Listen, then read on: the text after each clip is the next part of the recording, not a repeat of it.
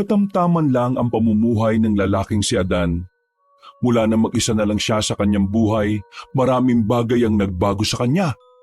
Kinaya niyang mamuhay ng sarili lang ang inaasahan. Natuto siyang makagawa ng paraan sa mga sitwasyong akala niya ay hindi na niya malalagpasan. At ang higit sa lahat, natutunan niyang maging matatag sa lahat ng hamon ng buhay. Namatay ang kanyang ama sa aksidente sa sasakyan, habang ang kanyang ina naman ay nakapag-asawa na noong bata pa lamang siya. Hindi na niya yun nakita pa kahit na kailan.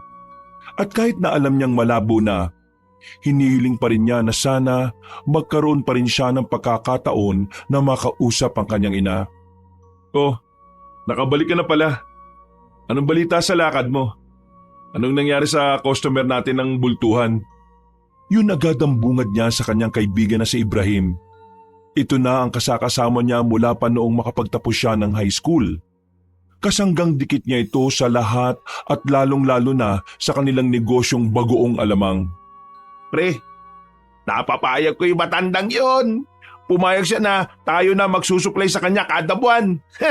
Panibagong susuplay na naman kada buwan, pre. Panglima na to. The best ka talaga makipagtransaksyon, pre. Anong the best? Ikaw ang nagturo sa akin noon. Kaya ikaw ang the best. Dapat mag-celebrate tayo, pre. Teka, saan ba pwede mag-inom? Ano ka ba? Tsaka na i-celebrate, pre, kapag nagkaroon na tayo ng benta. Hindi pwede. Itong mga nakarang araw masyado tayong naging abala sa negosyo. Siguro, ito naman ang tamang pagkakataon para i-reward natin ang sarili natin. Sigurado ka ba dyan? Oo naman. Wala namang dahilan para hindi ako maging sigurado. Sandali lang at mag-aayos lang ako, ha? Noong hapon na yun ay umalis nga ang dalawa. Nagtungo sila sa pinakamalapit na inuman sa kanilang baryo. Marami din kasi mga maliliit na beer house doon. Masayang nagdiwang ang dalawa. Kagaya ng dati, mas marami pa silang napagkwentuhan kaysa sa nainom. Halos 3 oras na silang nagdadaldalan pero isang bote pa lang ang kanilang nahawakan. Nakatingin na nga rin sa kanila ang mga tao. Lalong-lalo na ang may-ari ng lugar na yon. Nang makaramdam na ang dalawa, ay umalis na rin sila at nagbigay na rin ng kanilang bayad. Natatawa pa sila habang naglalakad pa uwi. Kita mo yung reaksyon ng pandak na yun? Akala mo talaga papalagan ako Paalisin mo naman tayo nakaupo pa nga tayo. Ay nako, buti nga't umalis na rin tayo. Baka kasi tirisin mo lang yun Walang iya ka, gatong ka rin no? Alam mo bang kaya ako matapang kanina kasi alam ko naman na aawatin mo ako kapag napaaway ako?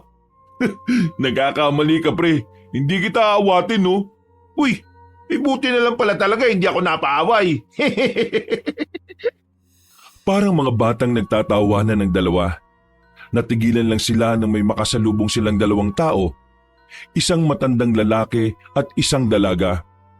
Humarang yun sa kanilang dinaraanan at saka sila tinanong. Pasensya na kung hinarang ko kayo, pero may gusto lang sana akong itanong sa inyo. Sige po, ano po ba yon? Ito ba yung Barrio Alfonso? Ito na nga po yon. Bakit po? Ay, maraming salamat. O sige, mag-iingat kayo sa paglalakad. Nauna na ring naglakad ang 2 palayo. Sandali pa nilang tiningnan ng mga yon habang napapailing. Nakakaramdam kasi si Adan ng awa para sa matanda. Ang dami-dami kasing dala. Tingin ko, maganda yung babaeng yun, pre. Di ko gaano makita ang mukha niya Pambira ka talaga. Sa babae ka talaga nakatingin mas nag-aalala ako dun sa matanda. Mga dayo lang naman kasi ata sila rito Oo nga, tingin ko nga rin. Nagpatuloy na lamang sa paglalakad ang dalawa. Noong mga sandaling yon, dumiretso na lamang sila sa kani-kanilang bahay at saka nagpahinga. Kinabukasan, 8:00 na nang magising ang binatang si Adan. Kahit wala pang mumog, pinuntahan na muna niya ang inuupahan niyang bahay para sa paggawaan ng kanyang produktong bagong alamang. Nang masiguro niyang maayos ang trabaho ng mga tauhan niya, naglakad na rin siya patungo sa bakery para bumili ng kanyang almusal. Napadaan siya sa barangay hall. Kahit nasa labas siya, naririnig niya pa ang kapitan ng kanilang lugar na mataas na naman ang boses. Kausap nito ang isang matandang babae. Pinagbigyan na kita nung nakaraan na pwede ka magtinda kahit walang permit. Basta magbibigay ka sa amin. Yun ang usapan natin, hindi ba? Pero ngayon, wala ka nang binibigay. Tapos, nagtitinda ka pa rin? Kapitan naman, alam mo naman na maliit lang ang kita sa pagtitinda ng isda. Kung magbibigay pa ako parang wala na rin akong kinita. Pero yun ang naging usapan natin. Nakikipaglokohan ka lang ba sa akin nung nakaraan, ha, Hermina? Hindi naman siya ganon, Kapitan. Ang sa akin lang naman, sana maintindihan nyo rin ang kalagayan ng mga nasasakupan ninyo.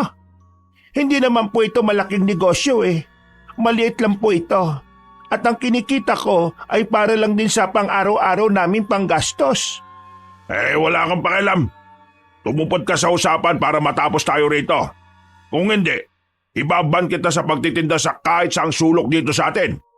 Nakakapuno ka na ng pasensya Abusado ka kapag pinagbibigyan. Kapitan naman, wag naman pong ganito. Ito lang ang kinabubuhay namin Abay, humanap ka ng ibang kinabubuhay nyo. Kasi kung hindi mo kayang sumunod sa batas, wala tayong dapat pagtalunan. Ang mali ay mali. Pero mali rin naman po, Kapitan, na kailangan kong bayaran kayo Parang pangingikil na ang ginagawa ninyo. Ay, etikin mo nga ang bibig mo. Baluktot na yung mga katwiran mo Lumayas ka na nga, bago pa magdilim ang paningin ko sa'yo. Naiiyak na lamang na lumabas ng barangay ang matandang babae na si Hermina. Hinarang ito sandali ni Adan para kausapin. Aling Hermina, ako na po ang humihingi ng tawad sa mga nasabi ni Kapitan. Pasensya na po kayo Huwag po kayo mag-alala. Susubukan ko po siyang kumbinsihin at baguhin ang desisyon niya. Hindi ko alam kung bakit ganun kasama ang ugali ng Kapitan natin. Pero maraming salamat, iho. Kung kakausapin mo ang tiyuhin mo. Naglakad na palis ang kawawang matanda. Agad naman pumasok si Adan sa opisina ng Kapitan para kausapin yon. Inabutan niya pa yon na naninigarilyo na parabang walang nangyari. O Adan, anong na naman kailangan mo? May itatayo ka na naman pang business kaya kailangan mo na naman ng permit. Hindi naman ako Si Aling Hermina. Si Hermina? Ay bakit? Nagsumbong ba sa'yo? Tingnan mo nga naman yung matandang yun Narinig ko ang usapan ninyo. Abot hanggang labas sa mga boses niyo Ang lalakas. Ano naman ngayon? Ano ba kailangan mo? Tiyo, kailangan ba talagang ganunin yung matanda? Ay Adan, lumabag siya sa batas Nagtitinda siya ng walang permit. Kaya dapat lang na ipaalam ko sa kanya kung anong nalalabag niyang batas dito. Alam ko ang batas, Tiyo. Alam ko rin na mali ang magtinda ng walang permit. Pero hindi rin naman tama na hihingan niyo siya ng pera kahit na alam niyo namang mababa lang ang kita sa pagtitinda ng isda. Hay, nandito ka ba para magmarunong? Ano bang alam mo sa batas? Wala sa batas na bayaran kayo ng pera para lang magtinda ang mga tao. Yung ginagawa niyo, illegal din Kayo mismo ang lumalabag sa batas na kayo rin mismo ang gumawa. Hihingan niyo sila ng pera para pwede nilang labagin ang batas na ginawa niyo. Di ba hindi yun tama? Hoy, lumabas ka na opisina ko. Wala akong oras para makinig sa mga sasabihin mo. Ayaw niyong nakakarinig ng mga tama kasi gusto niyo lang marinig yung gusto niyong marinig kahit alam niyong mali. Hindi ganyan ang ugali ng isang leader, Tiyo. Huwag mo akong pangaralan Pamangkin lang kita. Manahimik ka na't umalis ka na sa opisina ko. Kaya siguro namatay ang kapatid ko dahil sa iyo Kasi malas ka sa buhay niya. Sa sinabing yun ni Napoy ay tila nakaramdam ng init ng ulo ang lalaking si Adan. Nagsarado ang kanyang kamao. Pero pinigilan na lamang niya ang kanyang sarili. Ikinalma niya ang kanyang kalooban at kahit na ganoon ang sinabi sa kanya, pipiliin niya pa ring igalang ang kanyang tiyuhin. Huwag niyong idamay sa usapan si Papa Walang may gusto sa nangyari. Aksidente ang lahat. Ang nanay mo, di ba iniwan ka rin niya matapos mamatay ang kapatid ko? Kaya ka niya iniwan kasi nga malas ka. Kaya namatay si Papa kasi kapatid ka niya. Ikaw ang malas Anong sinabi mo? Alis na ako. Anong sinabi mo? Ang sabi ko, ikaw ang malas. Kaya rin siguro walang pagpunlad ang baryo na to kasi ikaw ang nakaupo. Parang sa pagkakatanda ko nung bata ko, nung si Kapitan Mariana pa ang kapitan, masagana ang baryong to Pero nung ikaw na ang umupo, Diyos ko. Ay nako, ayaw ko na lang talaga magsalita. Sige na, alis na ako. Hindi na nakapagpigil pa si Mang Napoy. Tumayo na ito at lumapit sa kanya. Sinuntok siya nito pero agad namang nakailag si Adan. At dahil doon, nawala ng balanse ang kapitan. Sumubsob yun sa gilid ng lamesa. Oh, di ko kasalanan yan ha. Ikaw ang nanuntok ha. Ikaw ang natumba. Hindi kita hinawakan. Kahit na kailan, wala ka talaga magandang naidulot sa buhay ko. Na pwede ba? Wag mo na akong pakikialaman sa mga desisyon ko. Manahimik ka na lang sa negosyo mo bago pa kita mapag-initan. At bago ko pa makalimutan na anak ka ng kapatid kong namatay nang dahil sa'yo. Hindi na nagsalita pa si Adan. Tinawanan niya lang ang kanyang tsuhin saglit at saka naglakad na rin palabas.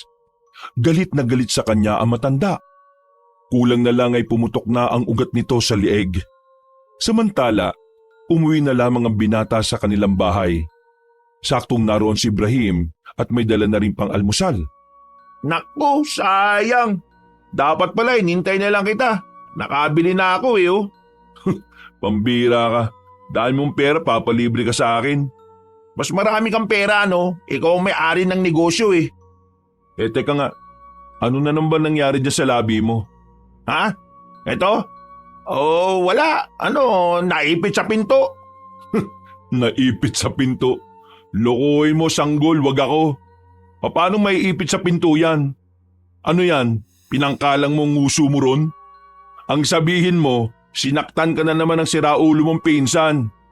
Sus, yaan na lang natin yun. Anong ngayaan? Napapadalas na yung ganyan ha? Ano ba kasing nangyari? Nakasagutan ko na naman kasi tungkol dun sa mga tinatambak nila sa bakuran namin eh. Pinapaalis ko lang naman kasi maglalabas si mama kanina. Ayun, nagalit. Nakipagsagutan sa akin. Bigla ba naman ako sinapak? Alam mo minsan, yung pinsan mong si Abalos, parang ang sarap patulan eh. Wag lang niya talaga matsyempohan na magkasama tayo tapos gaganunin ka niya. Sigurado akong tataob siya. Alam ko, pareho lang naman kayo may mga muscle pre. Pero wag mo nang ibaba ang level mo sa kanya. Patapo na buhay nun eh. Ikaw, may negosyo, may maayos na buhay. At kahit naman papano, disyente ka namang tao. Yung mga gaya niya, hindi na dapat pinapansin yun. Hindi rin pre. Minsan, kailangan mo talaga silang patulan para malaman nila na hindi ka dapat minamaliit. Ako, pag-almusal na lang tayo. Ay, siya nga pala, mamaya darating na sila Mamboy. Pipikapin na yung mga natapos na produkto natin at iluluwas na sa kanila. Bayad na yun, naipasok ko na sa bangko natin. Uy, tingnan mo to. Iniiba usapan. Pero sige, ikaw bahala. Mabilis na tumakbo ang mga oras. Sumapit na rin ang kinagabihan. Sa mga sandaling ito, medyo nakakaramdam na ng lungkot ang binatang si Adan. Lalong-lalo na kapag maulan. Pakiramdam niya kasi ang lungkot na mag-isa ka lang sa bahay habang masama ang panahon. Nakaupo lang siya sa tapat ng pinto habang may hawak na kape. Papasok na sana sa loob ang binata nang biglang may makita siyang dalawang tao na tumigil sa harapan ng kanyang bahay. May sinasabi ang mga yon pero hindi niya marinig. Kaya naman kinuha niya ang payong at saka lumapit sa dalawa. Dito na niya napagtanto na ang dalawa pala na yun ay ang maglolo na nakasulubong nila ni Ibrahim. Iyo, maari ba kaming makisilong muna sa tapat ng bahay mo? Nilalamig na kasi ang apo ko eh. Opo, sige po. Diyos ko, magkakasakit kayo niyan Inalalayan niya matanda na makapasok ng kanilang bakuran. Pinapasok niya ang dalawa. Nagmamadali naman siyang kumuha ng tuyong tuwalya para sa dalawa. Sandali lang po. Ano ba yung hawak niyo? Mga damit po ba yan? Ilagay niyo po muna dun sa gilid. Kapag gumanda na panahon, ibilad na lang po natin. Pero, taga po ba talaga kayo? Wala ba kayong kamag-anak dito? Ano po bang nangyari? Meron kaming hinahanap na tao. Yung asawa ko. Pero mukhang wala na siya rito eh. Mukhang matagal na yatang nakaalis. Nagtanong kasi kami sa isang taga-barangay. Ang sabi, hindi na raw dito nakatira. Minalas-malas pa kami dahil biglang bumagsak ang malakas na ulan na ito eh. Wala naman pong problema. Kahit naman siguro sino tutulungan kayo. Ay, siya nga po pala. Ako nga po pala si Adan. Yung kasama ko po nung nakaraan, si Ibrahim. Ay ako naman si Andres. Ito naman kasama ko si Amaya. Maraming salamat sa pagpapatuloy mo sa amin ni Lolo. Walang-wala na kasi talaga kaming mapupuntahan eh. Natatakot naman kaming bumalik ulit sa gubat at baka makidlatan pa kami ron. Oo, walang anuman. Di naman nakakaabala ang pagtulong sa iba, di ba? Kaya ayos lang naman. Alam mo, sa totoo lang, ikaw talagang nakikita naming mabuti sa lugar na ito. Ang kapitan dito, parang walang magandang ugali. Sa halip na tulungan kami, sinigawan pa kami para palisin. Napakamot na lamang sa ulo si Adan. Hindi na lang din niya sinabi kung ano ang ugnayan niya sa kanilang kapitan. Nahihiya siya dahil totoo naman talagang masama ang ugali ng kanyang tiyuhin. Pinakain niya ang maglolo. Mga ilang sandali lang, nakapagpalit na rin ang kasuotan ng mga yon. Pinahiram na lamang niya ng damit at pangbaba. Plano niyang doon na lang muna patulugin ang dalawa. Palakas din kasi ng palakas ang ulan. Magiging delikado ang buhay ni Mang Andres at Amaya kung gagala pa sila. Hindi maipaliwanag ni Adan kung bakit ganun na lang ang tiwala niya. Pinatulog niya ang dalawa sa kanyang silid. Na kahit mismo si Ibrahim, hindi niya pinapayagang makapasok doon. Para bang wala na siyang pakialam kung ano man ang magulo sa kwarto niya. Sigurado ka bang dito ka lang sa sala? Pwede naman na kami na lang dito ni Amaya. Oo nga, nakakaya. Ngayon mo lang naman kami nakilala pero sa kwarto mo kagad kami matutulog. Nako, huwag kayo mag-alala. Sanay rin naman ako matulog dito sa sofa. Kasi kapag lasing ako, dito kagad ako umihiga eh. O sige na, matulog na po kayo. Ayos lang naman po talaga sa akin. Isipin niyo na lang po na bisita ko kayo at kailangan komportable kayo sa bahay ko. Ay nako, napakabait mo talaga. Sana talaga lahat ng tao kagaya mo no? Ang turo kasi sa akin ng papa ko nung nabubuhay pa siya, maging mabait ako sa lahat. Lalo na sa mga taong nangangailangan ng tulong. Sinusunod ko ang sinabi niya. Kaya siguro ngayon, medyo binibiyayaan ako ng Diyos. At ang biyaya ng Diyos, binabahagi ko lang din sa inyo. Ano ba nangyari sa papa mo? Ay, pasensya na, hindi ko na dapat pala tinanong. Ayos lang. Si Papa, na-aksidente sa sasakyan. Si Mama naman, umalis at nag-asawa na ng iba. Hindi ko na rin alam kung saan siya matatagpuan eh. Kaya hindi ko na rin hinanap. Meron ngang kasabihan, di ba? Kapag ang tao hinahanap mo, lalo silang hindi magpapakita. Kaya ngayon, hinahayaan ko na lang. Malay natin, di ba? Sa hindi inaasahang pagkakataon magtagpo kami. Sana ganyan din ang sitwasyon namin. Pero sa amin, hindi namin pwedeng hayaan na lang ang asawa ko Kasi nawala siya sa amin dahil sa sakit na pagiging makakalimutin. Napabuntong hininga na lamang ang binatang si Adan. Maya-maya ay pumasok na rin ang maglolo sa silid. Humiga na rin siya sa sofa at sinubukan na rin makatulog. Mga ilang minuto lang ay nahimbing na rin si Adan. Nang magising siya ay 5:00 pa lang ng umaga. Malakas-lakas pa rin ang ulan sa labas. Pagtingin niya sa silid, hindi pa rin lumalabas ang maglolo. Dahil maaga na rin naman siyang nagising, naisipan niyang paglutuan na lang muna ng makakain ng dalawa. Dakong 6:00 na nang matapos na rin siya sa pagluluto. Madilim-dilim pa rin noon sa labas. Napapailing na lang siya dahil kung kailan naman kailangan nila makapag-deliver ng mas marami, saka pa sumama ang panahon. Sinubukan na lamang niyang tawagan ng kanyang kaibigan na si Ibrahim. Pero dahil na rin sa lakas ng ulan, ay nahihirapan siyang makahanap ng signal. Maya-maya pa, nauna nang lumabas ang dalagang si Amaya. Sa puntong yon, saka lamang niya napansin na maganda pala ang dalaga. Malaanghel at sobrang amo ng muka. Magandang umaga, Amaya. Kapag gusto niyo nang kumain, nagluto na ako ng almusal ninyo. Naku, nakakaya naman. Hindi ka na sana nag-abala. Kagaya nga ng sabi ko sa inyo, mga bisita ko kayo rito. Kaya dapat pagsilbihan ko rin kayo. Huwag ka mag-alala. Kapag nakabuelo na kami ni Lolo, babawi kami sa'yo. Ay naku, hindi naman na kailangan no. Ang mahalaga, mahanap nyo rin ang lola mo. Nararamdaman ko na malapit yun na siyang matagpuan eh. Ngumiti na lamang ang dalaga. Mga ilang sandali lang ay nagising na rin ang matanda. Habang kumakain ng dalawa, nagpaalam na muna si Adan sa kanila para puntahan ang kaibigan niya.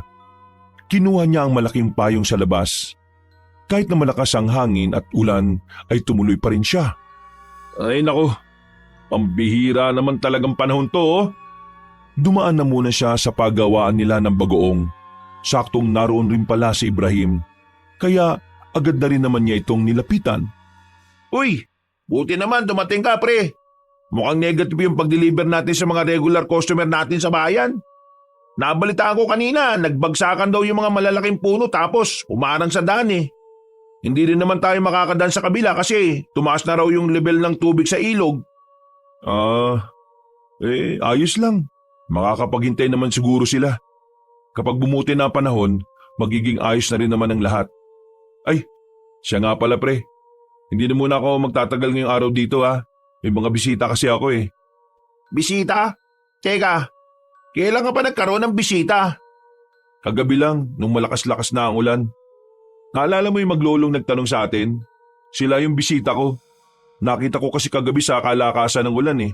Lamig na lamig sila. Napadaan sila sa bahay kaya ayun, naawa ko at talagang pinapasok ko na. Ngayon, malakas pa rin ang ulan kaya doon na muna sila. Ibig sabihin, nandun din yung babae? Oo. Bakit? Tara, kape na muna tayo sa inyo. Katatapos ko lang no.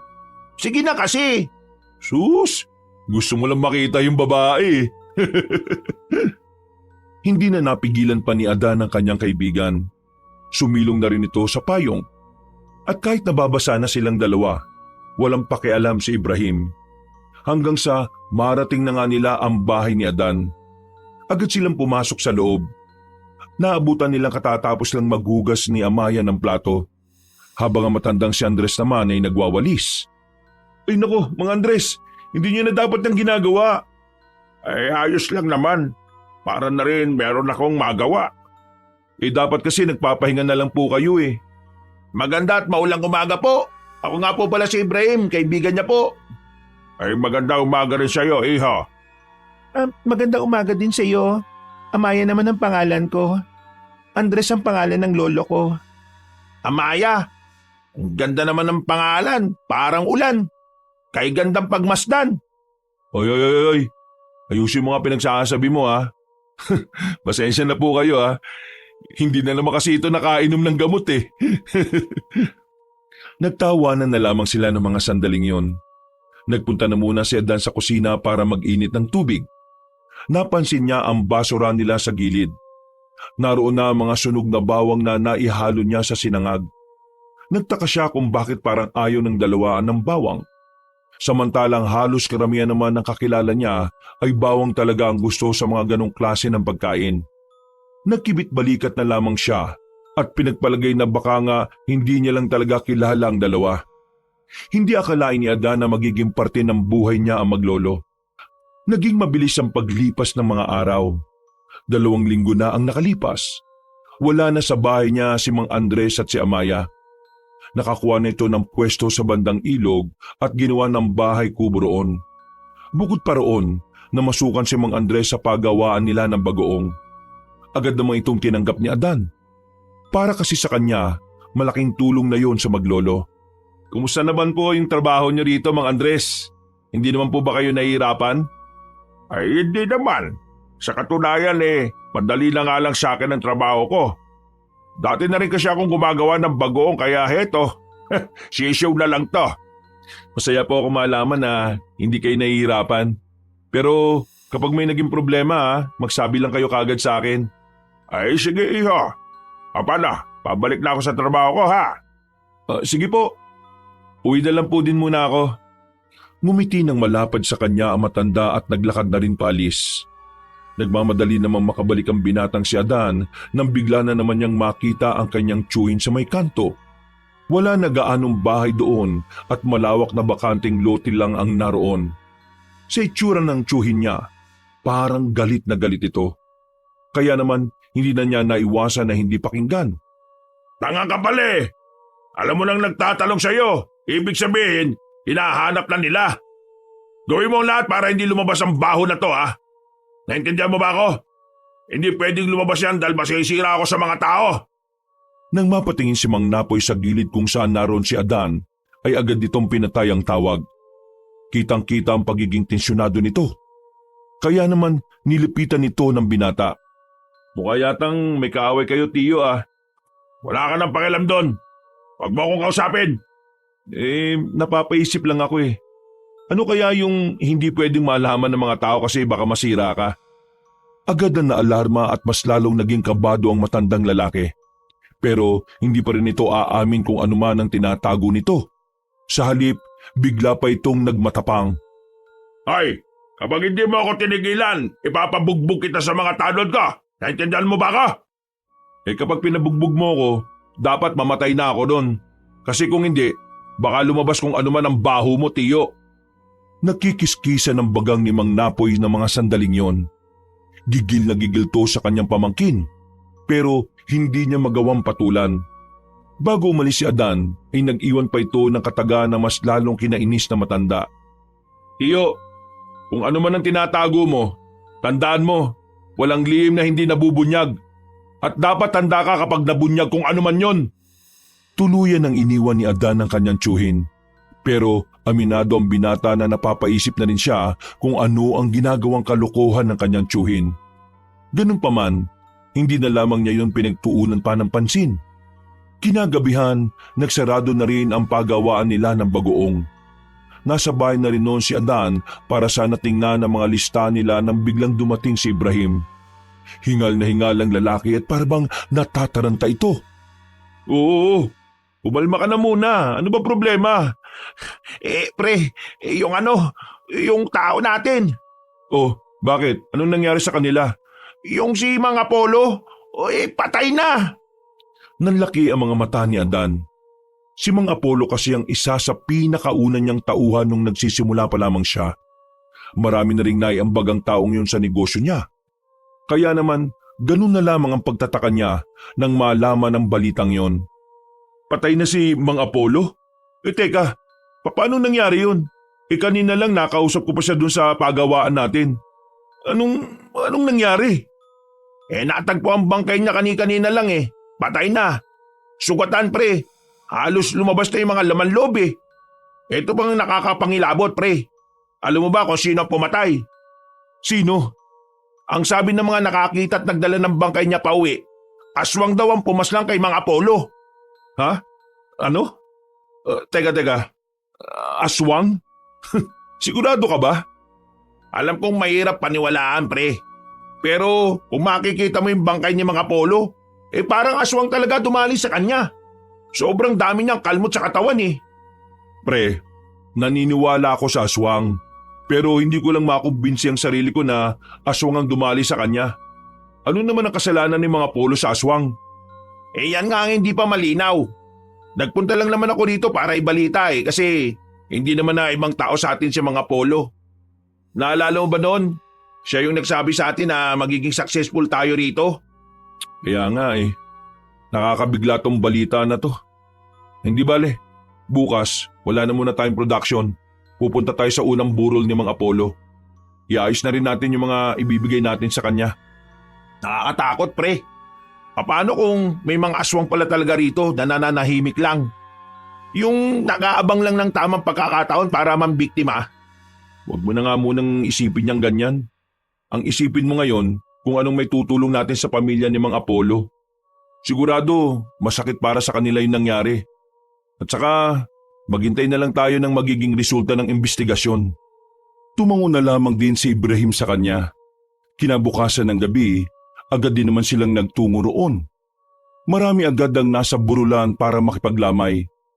Kilala rin kasi sa kanilang lugar si Mang Apollo bilang palakaibigan.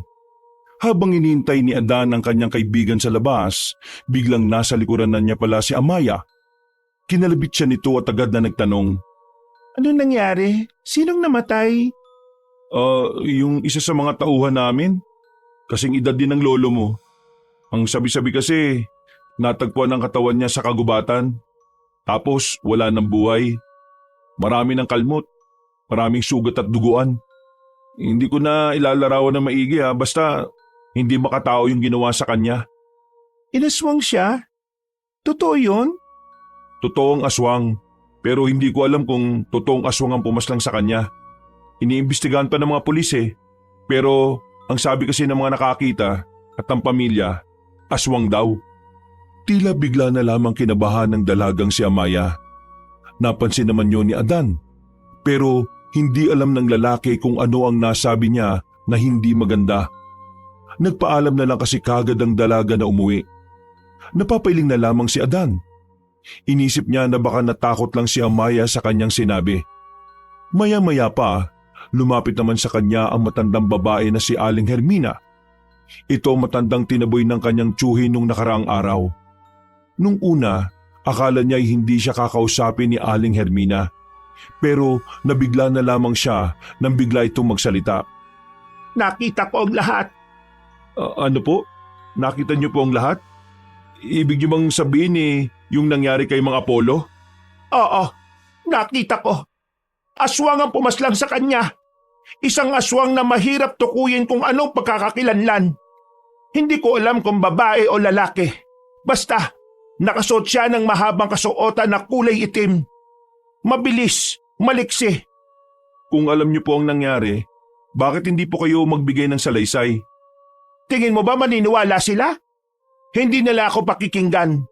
Magagalit lang sa akin ang tiyuhin mo dahil iisipin niyang nagawa lang ako ng kwento para siraan ang baryong ito. Walang maniniwala sa isang kagaya ko. Ikaw, Adan, naniniwala ka ba sa sinasabi ko? Walang salitang naitugo ng binata. Hindi niya alam kung ano ang kanyang sasabihin. Maging siya rin kasi ay hindi pa rin kumbinsido sa mga nangyayari. Matapos ang ilang sandali, nakabalik na rin si Ibrahim. Saka naman umalis sa matandang babae. Nabigay ko na sa asawa ni mga Apollo yung abuloy natin. Alam mo pre, ang bigat ng pakiramdam ko sa loob. Tiningnan ko si mga Apollo doon sa kabaong niya. Parang hindi pa siya handa mawala sa mundong ito. Wala naman na tayong magagawa. Nangyari na. Baka may ibang plano ang Diyos sa kanya, kaya kinuha na siya. Pero pre, grabe naman kasi yung paraan kung paano siya kinuha. Ang brutal naman kasi. Kaya hindi mo talaga masisisi yung pamilya niya kung mawalan sila ng pananampalataya Ipagdasal na lang natin si mga Apollo na sana kung nasan man siya ngayon nasa maayos na siyang kalagayan. Bumuntong hininga na lamang ang dalawang magkaibigan. Nung gabing yun ay tumambay na muna ang dalawa sa bakuran ni Adan. Tamang tagay lang sila ng tira-tirang alak. Maya-maya, nakaramdam sila ng pagkabagot kaya naisipan nilang puntahan ang maglolo sa gilid ng ilog. Doon nakatirik ang bahay na ginawa nila. Pagdating nila roon, nagtataka sila kung bakit wala ang maglolo. Naiwan lang ang isinasalang sa apoy. Umupo sila sa gilid at tinintay na lamang ang maglolo. Pero wala pa silang 5 minuto roon ay meron na silang kakaibang narinig na nagmumula sa kagubatan. Nagmamadali silang makarating doon. Pagpunta nila ron, ay nakasalubong nila si Mang Andres. Mukha ito nagmamadali at natataranta. Oh, Mang Andres, anong ginawa niyo sa gubat? Gabing-gabi na. Tsaka ano yung narinig naming umangil? Wala naman yon. Nanguhuli lang kami ng baboy ramo. Ang kaso nakatakas Pang-ulam sana namin. Ganun ba? Akala ko naman kung ano nang nangyari. Bakit po? Wala na po ba kayong budget para sa pagkain ninyo? Gusto niyo pong pahiramin ko na muna kayo? Hindi ko po kasi kayang makitang nagugutom ang pinakamamahal kong babae. Ay, nako, wag na. May pera pa naman kami. Ito lang kasing si Amaya nung nakaraan nagpaparinig na. Gusto niya raw mga aso sa gubat. Ay nako, kapag ganitong oras po dapat hindi na po kayo naglalabas ng bahay. Alam niyo naman po nangyari kay mga Apollo, di ba? Nabiktima po siya ng aswang. Oo, alam ko nga. Pero huwag kayong mag-alala. Wala namang aswang dito sa area namin. Kaya ligtas naman kami. Sa ngayon, baka wala pa siguro. Pero malay nyo, bigla na lang mapadaan dito. Baka mapahamak po kayo. Teka nga po, nasa po ba si Amaya? Nasa kagubatan pa. Maya-maya nandito na rin yon. Naku, pati si Amaya nasa gubat. Diyos ko naman, dapat po hindi nyo iniwan. Oo, saka pupunta. Malamang, susunduin ko si Amaya. Oy, teka! Mang Andres, dito na po muna kayo ha. Kami na po bahala kay Amaya. Hindi na nakapagsalita pa ang matandang lalaki. Noong mga sandaling yon ay agad na hinabol ni Adan ang kanyang kaibigan. Sigaw ito ng sigaw ng pangalan ni Amaya sa kagubatan. Bagay na agad naman pinigilan ni Adan. Malaki kasi ang tsansa na mapukaw nila ang atensyon ng aswang kung meron doong nagtatago. Huy, tigil mo nga yan. Mas mapapahamak tayo dahil sa kakasigaw mo eh. Paano natin mahanap si Amaya? Baka mamaya napahamak na yun. Sobrang nag-aalala ka ron ha. Tapatin mo nga ako. May gusto ka na ba kay Amaya? Ano naman ngayon kung oo? Makikiyati ka ba sa akin? Ang lakas mo naman pala pre. Anong makikiyate? Wala naman akong gusto sa kanya. Parang nakababatang kapatid lang ang tingin ko kay Amaya. Ikaw lang naman tong may mali siyang pakikisama eh. Napatigil sila sa paglalakad nang may matapakan si Ibrahim. Nang tutukan nito ng ilaw mula sa cellphone, nalaman nilang tsinelas pala yun ni Amaya. Mas lalo tuloy kinabahan ng dalawa. Lalong-lalo na si Ibrahim na talaga namang sobra-sobrang pag-aalala para sa dalaga. Amaya! Nasaan ka na ba? Kanina ka ba hinahanap ng lolo mo? Lumabas ka na dyan! Ilang sandali lang, nakita na lamang nila si Amaya na naglalakad. Parang hindi man lang ito natatakot dahil normal at kaswal lang itong lumapit sa kanila. Amaya, saan ka ba nagpunta? Bakit naiwan mo tong tsinelas mo? Nag-alala tuloy ako. Baka kung ano nang nangyari sa iyo eh. Natanggal sa paa ko yung tsinelas na yan nung tumakbo ako.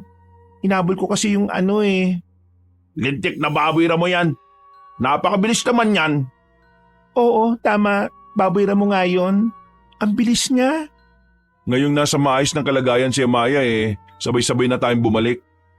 Kayo pala yung pumunta rito. Bakit nga pala kayo pumunta rito sa amin? Wala lang. Naisipan lang namin kayong kumustahin dito kung ayos lang ba kayo. Ang kaso, wala naman kayong dalawa nang dumating kami. Pero narinig namin yung malakas na angil kaya naisipan namin pumunta sa gubat. Hindi na nagsalita pa si Amaya at pinagpatuloy na lamang nila ang paglalakad. Ilang sandali lang ay nakabalik na rin naman sila. Kumain na lamang sila ng nilagang kamote na iniaho ng matandang si Andres. Nagkwentuhan lang naman sila nung mga sandaling yon. Makalipas lang ang ilang oras, pilit na rin silang pinapauwi ni Mang Andres.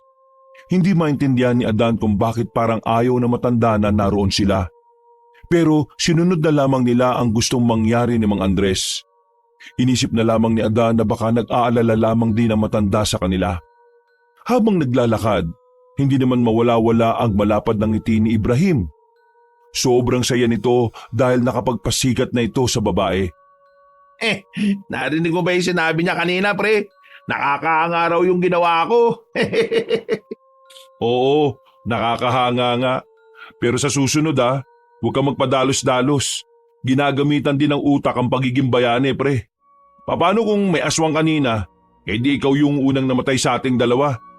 Ito naman, di na lang maging masaya para sa akin. Kasama sa pagpaparami ko ng pogi points yun, no? Nako, kulit mo. O sige na, susuportahan na lang kita. Yan! Yan ang gusto ko sa'yo. Ay teka, narinig mo ba yun? Ang alin? Sandaling tumigil ang dalawa sa paglalakad at saka nilibot ang tingin sa kanilang dinaraanan. Noong mga sandaling yon, nakadagdag pa sa kaba ni Adan ang pag-ihip ng malamig na hangin. Oops! Joke lang! Masyado ka namang seryoso eh. Sira ulo ka talaga no. Alam mo namang may kababalagan na rito sa atin, gumagawa ka pa ng ganyan joke. Kapag ako nainis, tingnan mo, sasabihin ko kay Amaya na 20 anyos ka na nung nagpatuli. Uy! Grabe naman tong tao na to. Walang ganyan. Yan ay hindi nagpapakita ng isang pagiging tunay na kaibigan. Magsasalita pa sana si Adan, pero nakarinig na sila ng malakas na pag-apak sa gilid ng kalsada. Sa pagkakataong yun, hindi na ito biro. totoong narinig nila na merong tao sa madilim na parte. Uy, ginako yun ha. Oo, alam ko. Kaya tingin ko kailangan na natin maglakad na mabilis. Nagsimula na nilang lakihan ang kanilang mga hakbang. Naririnig nilang parang sumusunod din sa kanila ang mga yabag. Takot na takot sila. Kaya nang magkaroon ng lakas ng loob, sabay na tumakbo ng mabilis ang magkaibigan. Nang nasa loob na sila ng kanilang baryo, pinahinga lang dalawa. Walang iya. Ano kaya yun? Ano sa tingin mo? Ewan ko, bakit ako tinatanong mo? Tingin ko pre, aswang talaga yun eh. Hindi, tingin ko may nangtitrip lang sa atin. Kasi kung aswang talaga yon, dapat inatake na tayo. Makalipas ang ilang araw, tuluyan ng dumami ang mga bangkay na natatagpuan sa mga kalapit na lugar. Karamihan sa mga napapaslang ay puro mga mangangaso o kaya naman mga driver ng tricycle. Dahil sa nakababahalang pangyayari, tila nagkaroon ng limitasyon ng kilos ng mga tao. Takot na ang karamihan na lumabas. Wala na rin nagpupunta ng kagubatan. Maliban na lamang sa mga tanod at ilang mga kalalakihan na naglalakas loob na madakip ang mga nilalang. Pero sa ilang araw na nilang paghahanap ay wala naman silang nakikitang aswang. Kaya ang akala ng iba, sa ibang lugar pinapaslang ang mga biktima at itinatapon lang sa kanilang baryo. Pre, naapektuhan na yung production natin. Nung dalawa nating tao, nakausap ko kanina, nakikiusap sa akin na sabihin sa yung hindi na muna sila papasok. Natatakot kasi sa mga nangyayari ngayon eh. Lalo na't may kumakalat-kalat na rin balita na hindi lang pala isang aswang ang nambibiktima. Wala naman tayong magagawa kung masuunahin nila yung kaligtasan nila. Pagtiyagaan na lang natin na tayo na muna ang papalit sa kanila. Nakakainis. Wala man lang ding aksyon ng kapitan natin. Kanina nakita ko, nagawa pa talaga magdala ng babae sa barangay eh. Sira ulo din pala yung tsuhin mo no? Buti na lang, hindi ka nagmana dyan. Mga magagandang ugali ang minamana ko. Wala namang kagandahang ugali matandang yun eh. Hindi ko nga rin alam kung paanong nanalo ang isang yun, kaya naging kapitan. Mga tao na rin kasi may problema eh. Mga tanga sila bumoto. Tapos ngayon, sila rin naman ang nagrereklamo na hindi nila naramdaman si kapitan. Hayaan mo na nga yung matandang yun. Naiirita ako kapag napag-uusapan siya eh. Napailing na lamang si Ibrahim. Tumungo na lamang siya sa pagawaan nila ng bagoong. Nagtataka sila noon kung bakit maagang umuwi ang matandang si Andres. Samantalang 3:00 pa lang naman ng hapon. 6:00 kasi kadalasan ang kanilang pagsasara. Ang sabi ng isa nilang tauhan ay nagmamadaling makaalis sa matanda. Hindi na raw daw nakakapagpaalam sa kanila. Nagkibit-balikat na lamang silang magkaibigan. Pero ang totoo, napapaisip na rin si Adan. Yung kasi ang unang beses na ginawa ni Mang Andres yun. Kadalasan kasi kapag gusto na matanda na maagang makapag-out, dumadaan ito sa bahay niya para makapagpaalam. Napapansin din niya na nitong mga nakaraang araw, para bang laging balisa at tulala ang matanda. Mabilis na lumipas sa mga oras. Nagsarado na sila bago mag-6:00. Yun ay para maagang makauwi ang mga tauhan nila. Pre, uwi rin muna ako sa amin ha. Si mama kasi medyo natatakot na din eh. Sige lang pre, wala namang problema. Baka pala sa mga sumunod na araw, dalhin ko na muna si mama sa bayan. Iwan ko na muna siya kina tita. Para naman hindi ako nag-aalala kapag iniiwan ko siya mag-isa. Oo, mas maigi na nga yung ganyan. O paano? Uwi na muna ako ha. Uy ikaw, mag-ingat ka rin. Alam mo naman ang panahon ngayon. Oo naman wag mo kong intindihin. Kumaway pa ang kanyang kaibigan na maglakad na ito papalayo.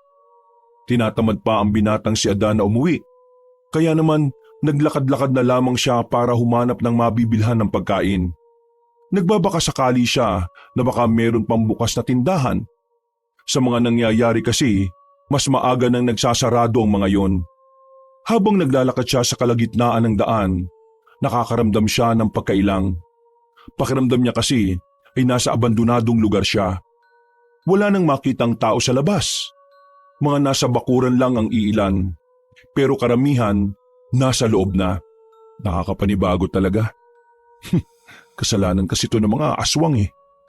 Sa hindi inaasahang pagkakataon, nakita na naman ni Adan ang kanyang tiyuhin. Nasa gilid ito ng barangay kung saan wala nang gaanong bahay roon. Medyo madilim. Mahina na rin kasi ang poste ng ilaw roon. Nagtataka siya kung sino na naman ba ang kinakausap nito. Pakiramdam niya, meron siyang malalaman doon kaya minabuti niyang lumapit. Hello, hello! Lintik naman talaga to, oh. Hindi mo pa rin ba ako naririnig? Lumabas na ako, ah. Sasampalin kita kapag hindi mo pa rin ako naririnig. Ang sabi ko, ipaligpit mo na ang maglolo na yon. Kasi kung totoo sila ang pamilya ng matandang pinaligpit ko, mabubililyaso ko. Mauungkat yung nakaraan. Masisira ako. Nang marinig ni Adan ang mga sinabi ni Mang Napoy, dito na siya kinabahan. Bumilis ang tibok ng kanyang puso. Hindi niya kasi inakala na kaya pala talaga ng kanyang tiyuhin na magpapatay ng tao. Kapag may nakaalam na ako ang nagpautos na paslangin ng matandang babae na yon, baka mabunyag din yung ginawa kong pandaraya nung eleksyon. Kaya ikaw, gawin mo ang lahat. Kasi kapag ako nabulilyaso rito, ikaw at ang pamilya mo ipapapatay ko. Sa halip na magtago, hindi na napigilan ni Adan ang kanyang sarili. Lumabas siya at nilapitan ng kanyang tiyuhin. Hinawakan niya ang kwelyo nito at idinikit sa pader. Gulat na gulat na matanda. Hindi inakala ni Mang Napoy na naroon din pala ang kanyang pamangkin. Totoo ba narinig ko? Meron kang pinapatay na matandang babae noon at ngayon may inuutusan ka na naman para patayin yung sinasabi mo maglolo? Magsalita ka! Hinawi ni Mang Napoy ang kanyang kamay at saka iritadong nagsalita. Ang pinagsasabi mo? Iba tinutukoy ko. Nag-uusap kami tungkol sa isang magandang pelikula. Huwag ka na magsinungaling. Narinig ko lahat. Narinig ko sinabi mo na meron kang pinapatay. At yung pamilya ng pinapatay mo ay pinapahanap mo ngayon. Napakasama mo naman. Wala kang puso. Sumuko ka sa mga pulis at aminin mo ginawa mo. Kung hindi ka susuko sa kanila, ako na mismo magbubunyag ng lahat. Lakas din pala ng loob mo no? Tingin mo may maniniwala sa'yo? May maniwala man sa akin o wala, madudungisan pa rin ang pangalan mo. Yun ang hindi mo mapipigilan, Tiyo. Kaya kung ako sa'yo, gawin mo na lang ang tama. Huwag mong hintayin ng karma pa ang gumawa ng paraan para magsisi ka. Adan, wag mo akong susubukan. Hindi mo malalaman ang hangganan ng kaya kong gawin. Wag mo akong amunin. Hindi ako kumikilala ng kadugo, tandaan mo yan. Galit na umalis si Mang Napoy. Agad naman ding umuwi na lang si Adan sa kanyang bahay. Nagtimpla siya ng kape at nagmuni-muni. Iniisip niya ang kanyang tiyo at kung may pag-asa ba talagang itama nito ang lahat ng pagkakamali. Pero natatawa na lamang si Adan nang isipin niya yun. Para sa kanya, isang malaking kalokohan nga naman na si Mang Napoy pa ang magsusuplong sa kanyang sarili. Pero nagdadalawang isip na naman siya kung siya ang magsasabi sa mga pulis. Batid niyang maraming kakilalang pulis ang kanyang tiyuhin. At baka masayang lang ang salaysay niya. Kayang-kayang bayaran ni Mang Napoy ang batas para lang hindi makulong. Halos 1 oras na rin siyang nakatulala. Pansamantala niyang nakalimutan ang mga kababalaghan na nangyayari sa kanilang lugar. Naging okupado ng kanyang tiyuhin ang kanyang utak. Maya-maya pa, habang nakatambay sa harapan ng kanyang bahay, biglang natanaw niya sa kalayuan ang grupo ng kalalakihan. Nakita niyang may mga hawak na baril ang mga yon. At para bang papunta ito sa bahay niya. Buwisit, ipapapatay niya talaga ako. Siraulo talaga siya kahit na kailan. Walang sinayang na pagkakataon ng binata. Dumaan siya sa likuran ng kanilang bahay. Dali-dali siyang tumakbo. Pero sa kasamaang palad, mukhang nakatunog ang mga armadong lalaki. Tumakbo ang mga yon patungo sa likod bahay. Kaya hindi pa man siya nakakalayo, nagawa na siya nitong habulin. At dahil madilim sa gubat noon ng mga sandaling yon, natapilok pa ang paa ni Adan na dahilan para madapa siya. Lalong lumakas ang tibok ng kanyang puso dahil naririnig niyang paparating na ang mga armado. Susubukan pa sana niyang makaalis pero naabutan na siya ng mga yon.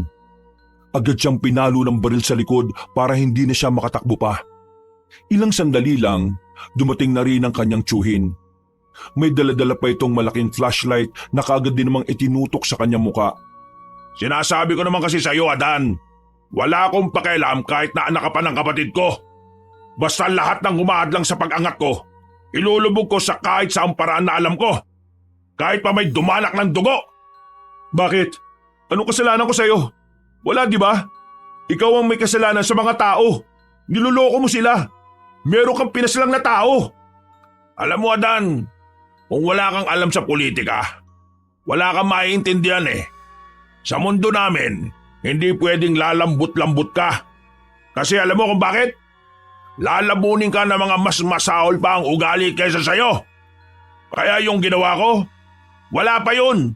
Kumbaga, sisiw pa lang yun. Mas mawiwindang ka kapag nalaman mo kung ano yung ginagawa ng iba. Wala akong pakialam sa iba. Ang sinasabi ko, ikaw. Ikaw na kapitan ng baryo na ito. Pero ikaw ang walang puso eh. Ikaw ang demonyo. Ikaw ang diablo na walang awang pinatay matandang babae kahit wala namang kasalanan sa'yo. Anong walang kasalanan? Nalaman niya ang lihim ko. Kaya kailangan ko siyang mapatahimik. Lumapit pa ng bahagya sa kanya ang tiyuhin niya. Naglabas na ito ng baril. Lalong kinabahan si Adan noong mga sandaling yon.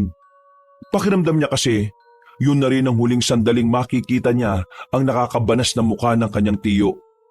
Pagpaalam ka na sa akin, kasi lilipat ka na papuntang langit. Paalam, pamangking kong pakialamero!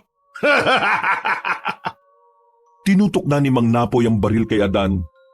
Tinanggap na lang din ng binata na hanggang doon na lang din talaga siya.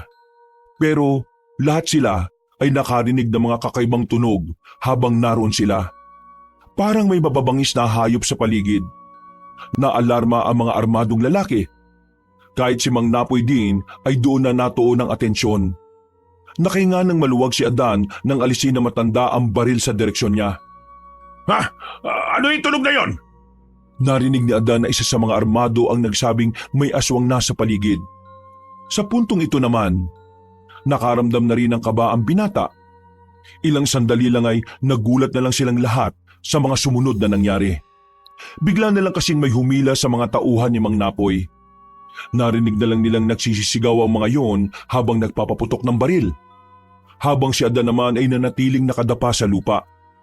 Nakikita niya ang nangyayari. May dalawang aswang na umatake sa grupo ng kanyang tiyuhin. Kalaunan, napilitan na lamang na magtago ang mga armadong lalaki. Sinamantala na ni Adan na makaalis at gumapang siya ng mabilis at saka tumakbo. Maya-maya pa, nagulat siya nang biglang may dumakma sa kanya. Naramdaman na lang niya na hila-hila siya ng babaeng si Amaya. Ha? Amaya? Mamaya ka na magtanong. Ipapaliwanag namin sa iyo ang lahat. Kailangan na muna natin makalayo dahil baka mapaslang kanila. Binilisan nila ang kanilang takbo hanggang sa makalayo na nga sila roon. Pagdating nila sa ilog, tumigil na rin sila. Doon na rin nila nakita si Mang Andres na naunang makarating sa kanila. Okay. Wait lang ah. Naguguluhan ako eh. Hindi ako makapaniwala at ayaw kong paniwalaan na totoo mga nakikita ko. Ayaw kung ano man ang nakita mo. Totoo yon. Ha? Hindi ka namamalikmata at mas lalong hindi ka nananaginip. Teka, totoong aswang kayo? Ibig sabihin, oo. Totoong aswang kami. Yon ang dahilan kaya nagawa ka naming iligtas laban sa mga armadong lalaki na yon. Pero hindi totoong kami ang aswang na pumapas lang sa baryo ninyo. Aswang kayo pero hindi kayo yun? Ibig sabihin may iba pa? Si Manoy, pinuno ng aswang na kinabibilangan naming grupo noon. Pero matagal na kaming kumalas sa kanila mula nang pilitin niya ako magpakasal sa kanya. Ngayon, nasundan niya kami rito.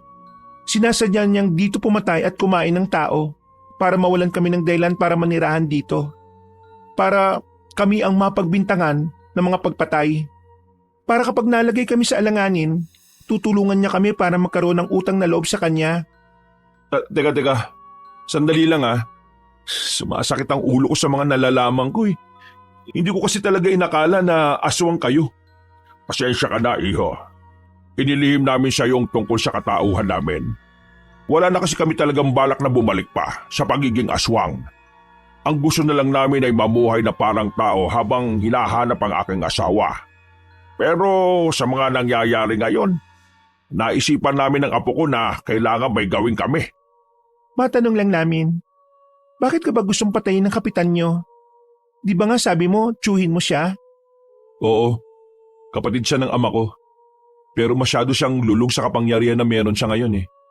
Kaya kahit mali na yung ginagawa niya, Wala siyang pakialam. Ang nasa isip lang niya, walang iba kundi ang sarili niya.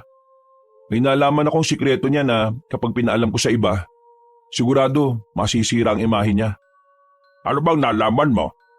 Sa puntong ito, saka palang napagtanto ni Adan ang lahat. Napagtagpi-tagpi na niya ang lahat ng detalye. Sa isip niya, si Mang Andres at Amaya ang tinutukoy ni Mang Napoy na maglolo na kailangang patayin. At dahil sila nga ang dalawang yon, ang asawa ni Mang Andres ang pinaslang ng kanyang tiyuhin. Kailan ko lang din ito nalaman. Kanino ko lang napagtanto pero tingin ko, si Tiyo Napoy ang pumaslang sa hinahanap ninyo. Ha? Teka, sigurado ka ba dyan? Sa pagkakarinig ko at sa pagkakaintindi ko, yung asawa mo Mang Andres, nakita niya o narinig niya ang pandaraya ni Tiyo sa eleksyon. Nalaman niyo ni Tiyo at pinatahimik siya. Narinig ko rin na pinagpaplanuhan na rin niya kayong ipapatay dahil hinahanap niyo yung matandang babae. Amaya, Mang Andres, ako na humihingi ng tawad sa inyo ha. Patawad kung ginawa yun ng tiyuhin ko. Pero kayo nang bahala sa kanya. Nakita na lamang ni Adan na unti-unti nang nagbago bilang anyong aswang si Mang Andres. Galit na galit ito. Sa hindi malamang dahilan, agad na nagtindigan ng kanyang mga balahibo. Napapalunok ng laway si Adan. Kinakabahan siya dahil yun ang unang beses na makakita siya ng aswang. Hindi ko siya mapapatawad. Pagbabayarin ko siya sa ginawa niya sa asawa ko. Lolo, kumalma ka. Hindi ka pwedeng mawala sa sarili mo. Hindi pwede. Ngayong alam ko nang wala ng lola mo. Ngayong alam ko kung sino ang pumaslang sa kanya. Hindi ko hahayaang matapos ang gabing ito nang hindi nakakaganti. Huwag ka magpadalos-dalos, Lo. Ngayong alam nilang totoo ang aswang, siguradong pag-aanda na nila tayo ngayon. Mapapahama ka lang. Wala akong pakialam kung ano man ang mangyari sa akin. Papatay ko ang mga sinaulong yon. Papaslangin ko siya. Hindi ako papayag na umabot pa siya ng kinabukasan. Mas lalong nag-iba ang anyo na matandang si Andres. Hindi na nila ito makilala. Nagbago na rin ang boses. Buti na lang, hinawakan ni Amaya ang kanyang lolo sa kamay at nagsalita. Lolo, nakikiusap po ako sa inyo. Kumalma po kayo. Huwag po kayo magpadalos-dalos. Kapag po pati kayo ay nawala sa akin, hindi ko na rin po alam ang gagawin ko sa buhay ko. Kayo na lamang po ang meron ako, kaya pakiusap. Huwag po kayo magpadalos-dalos. Mangiyak-ngiyak na ang dalaga. At sa puntong ito ay unti-unti na rin kumalma ang matandang si Andres. Nawala na rin yun ng malay dahil sa sobrang sama ng loob. Anong nangyari sa kanya? Nangyayari yan sa kanya kapag masyado siyang emosyonal. Sige, ako nang bahalang bumuhat sa kanya. Saan ba tayo? Kapag diniretso ito, direktang bahay na namin ang mararating natin. Pero hindi ka ba natatakot sa amin ni Lolo? Bakit naman ako matatakot sa inyo? Hindi naman kayo masasamang aswang, di ba? Nararamdaman kong hindi kayo gaya nung Manoy. Binuhat na ni Adan na matandang aswang. Nilakad nila ang batuhan. Hanggang sa makarating na nga sila sa bahay na maglolo.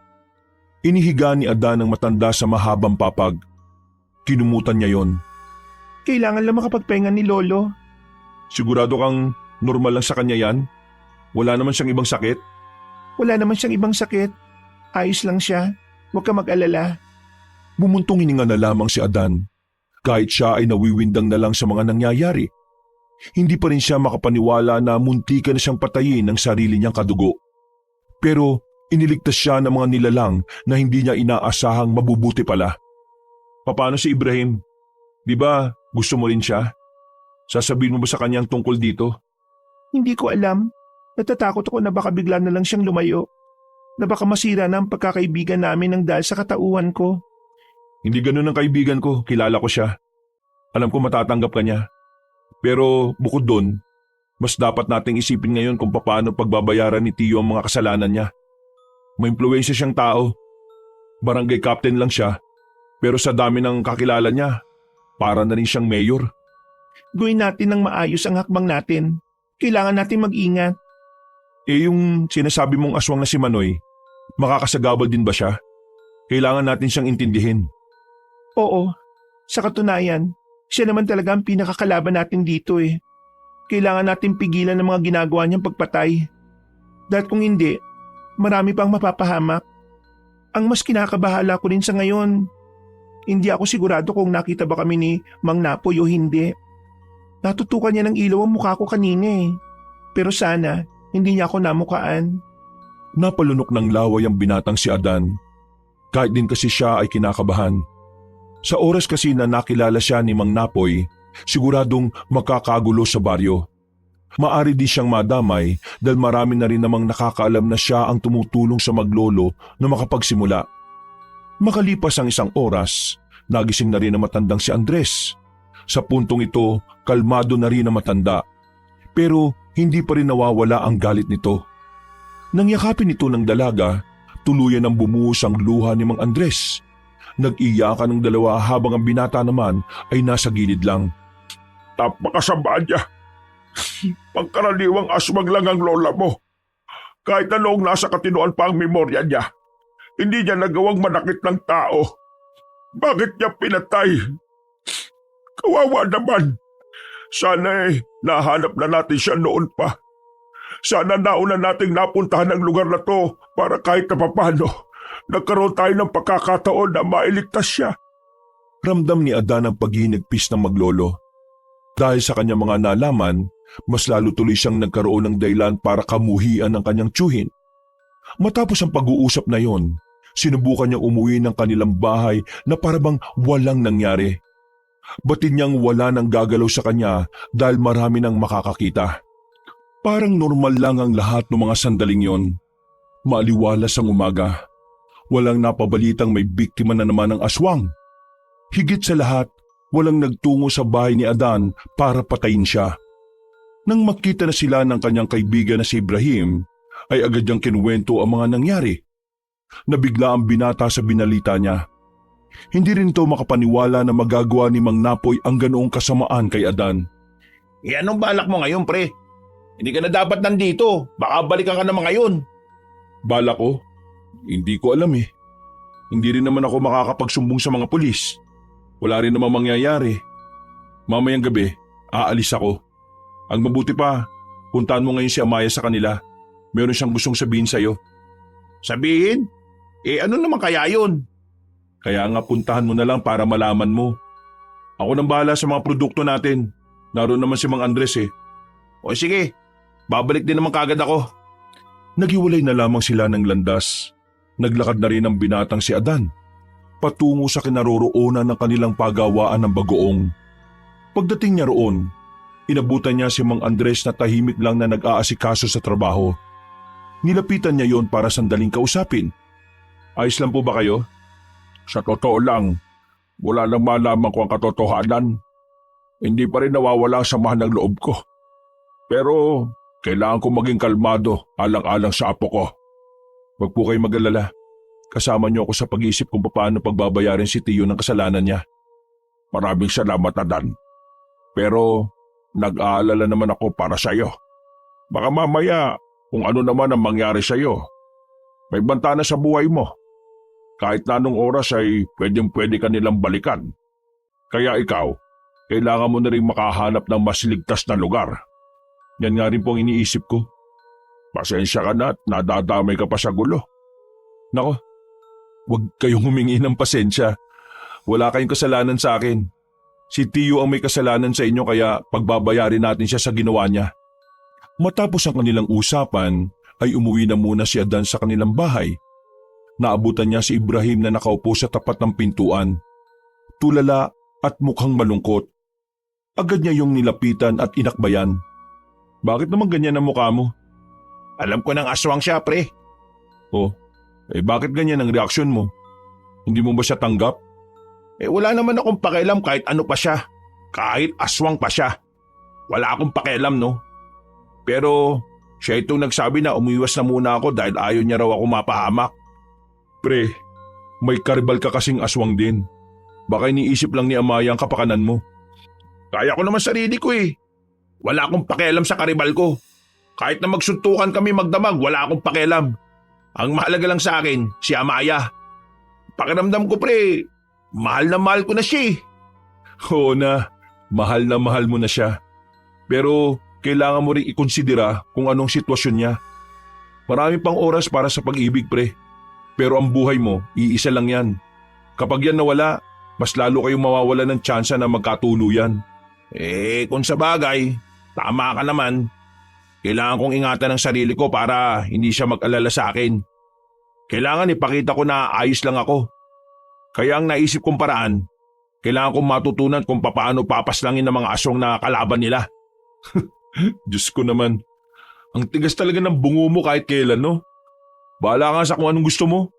Basta, ipapangako mo lang sa akin na walang mangyayaring masama sa iyo, ha?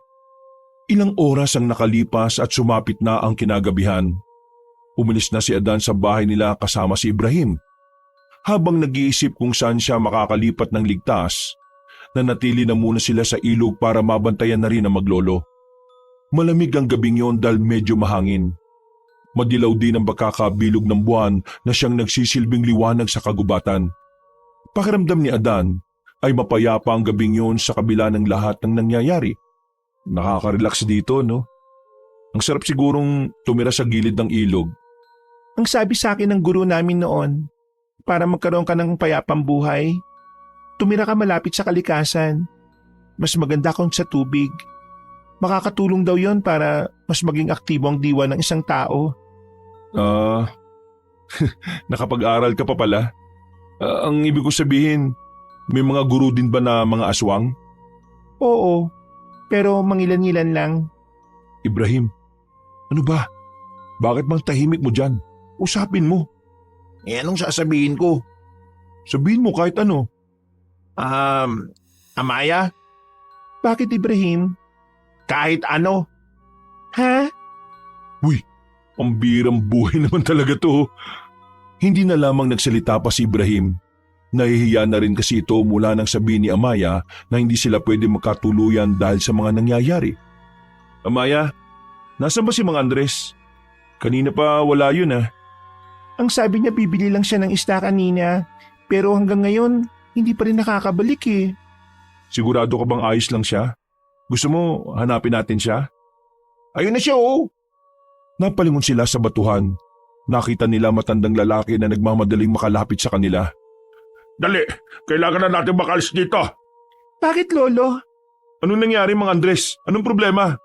Amaya, nakilala tayo ni Kapitan. Namukha niya tayo. Narinig kong sinabi niya na ikaw ang aswang. Tayong dalawa. Nakita ko sila na papunta na rito. May dala silang sibat at mga sulo. Papatayin na tayong lahat. Adan, sumama ka na rin sa amin. Ikaw ang tinuturo ng tsuhin mo na protektor. Teka, bakit kayo tatakbo? Di ba aswang kayo? Di ba may kasalanan sa inyo si Kapitan? Bakit hindi nyo palagan? Uy, ano ka ba? Si Kapitan lang naman na may kasalanan sa amin eh, hindi ang mga tao. Kaya hindi namin sila pwedeng labanan. Iiwas kami dahil yun ang tama sa mga sandaling ito. Minsan, hindi karasan ang sagot sa lahat, Ibrahim. Yang kasi, di ka nag-iisip pre. Napagsabihan ka tuloy. Nako, mamaya ng daldalan. Paparating na sila rito. Kailangan na natin makaalis. Wala silang sinayang na pagkakataon. Lahat ng gamit na maaari nilang dalhin, dinala na nila. Kahit na malakas-lakas ang agos ng ilog, nilusob nila yon para makarating sila sa kabilang banda. Nang naroon na sila, laking gulat nila dahil nasa kabila na rin ang mga residente. Pinagtititira sila ng mga yon ng mga sibat. Mabuti na lang talaga, karamihan ng mga residente doon na hindi naman marunong magpukol. Kaya ang ilan sa mga pinaghahagis nilang sibat ay hindi naman umaabot. Pero ganun pa man, hindi pa rin sila naging kampante. Lalo na nang makita na nilang tumawid na rin sa ilog ang mga yon. Amaya, sige na. Mauna na kayo. Kaya na namin ni Paring Adan to. Hindi, kayo mauna. Kaya namin ni Lolong iwasan ng mga yan. Mga aswang kami. May punto si Amaya. Ibrahim, tara na. Kitain na lang natin sila sa dulo. Ililigaw na muna namin tong mga to. Nauna na ang dalawa kahit na may pag-aalala pa rin sa kalooban ng binatang si Ibrahim.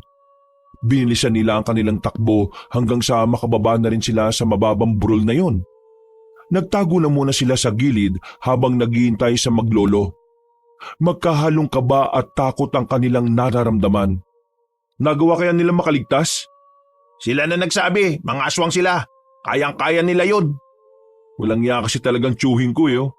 Pwede naman kasing siya na lang yung mamatay. Tatay ko pa talaga. Sabi nga nila, di ba? Matagal mamatay kapag masamang damo. Oh, ayan na pala sila. Mabilis na nakalapit sa kanila si Mang Andres at Amaya. Nakahinga ang magkaibigan na mapansing hindi naman sugutan ng dalawa.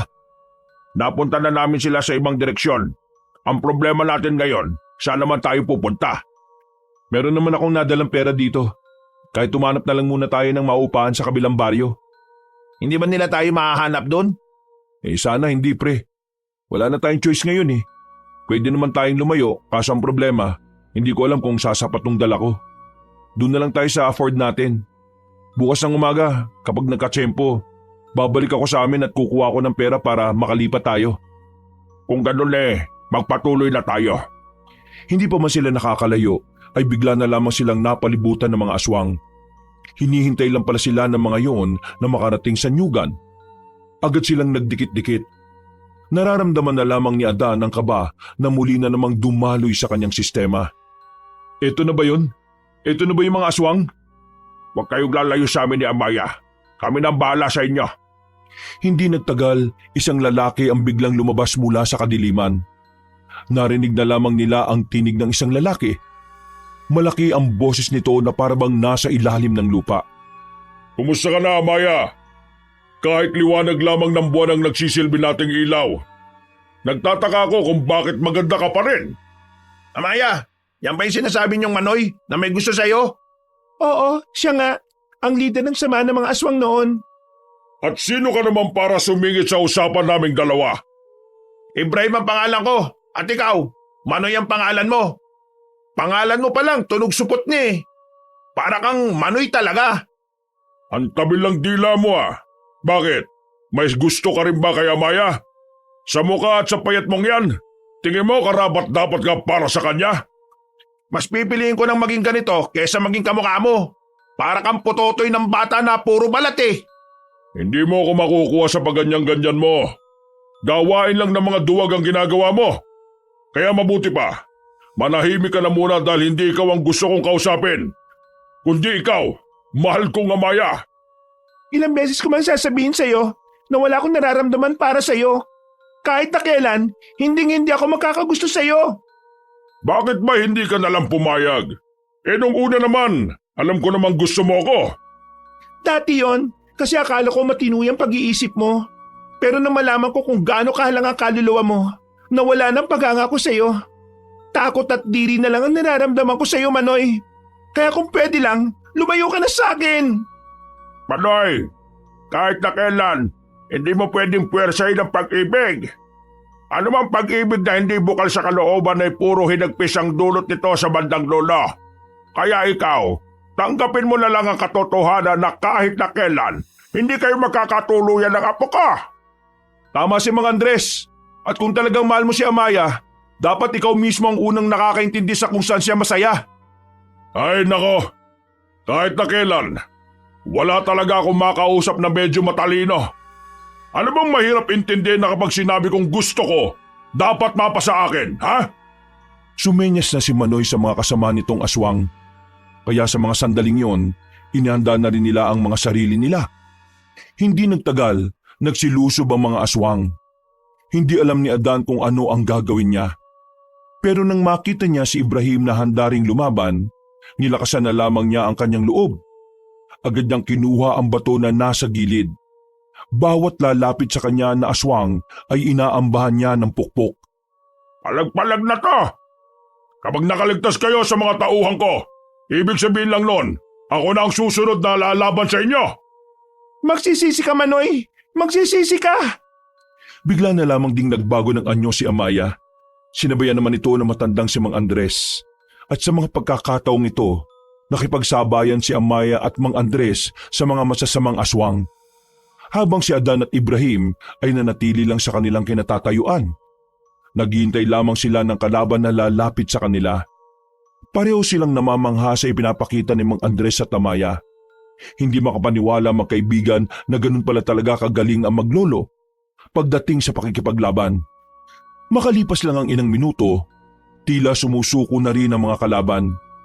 Hindi kinakaya ng mga yon ang husay ni Mang Andres at Amaya. Mukhang napagod na yata ang mga bataan mo, Manoy. Ikaw na yata ang gusto nilang lumaban. Anong problema? Hindi mo ba kayang bumaba dyan para harapin kami? O baka naman natatakot ka na kasi nakita mo kung paano kami lumaban? Hindi ito ang tamang panahon para makipaglaban ako sa inyo. Hindi ba tayo tapos? Sus! Mga dahilan mo, Manoy. Akala ko pa naman mas malakas ka na sa apo ka. Hindi pa pala. Hintayin nyo lang ang tamang panahon para sa akin. Sinisiguro kong hindi kayo mananalo kahit na anong gawin nyo. Huwag kang tuwag! Lumaba ka sa akin! Pre, tama na. Mas tamang umatras na muna sila. Ang kailangan natin ngayon ay makapagpahinga at makahanap ng mas ligtas na lugar. Hinayaan na lamang nilang makalis sa mga yon. Nakahinga na rin ng maluwag ang maglolo. Nang masiguro naman nilang wala ng mga aswang, naglakad na rin sila paalis. Tumungo sila sa kalapit na baryo. Nakahanap sila roon ng mapaglilipasan ng gabi. Malit lang naman ang nakuha nilang bahay. Talagang saktong-sakto lang silang apat. Ang mahalaga na lamang sa kanila ay kahit na papaano ay meron silang matataguan. Ang totoo, malakas si Manoy. Kung malakas siya, bakit siya umatras? Umatras siya dahil alam niya sa puntong ito. Hindi niya kami kaya. Pero malakas talaga siya.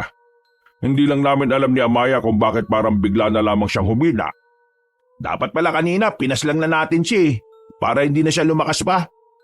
Hindi mo naintindihan, Ibrahim. Kaya namin siya hinayaan makaalis dahil mas mahabang resistensya ni Manoy kaysa sa amin. Kahit na mas malakas kami sa kanya ngayon, hindi namin may tatanggi na maliksi siya.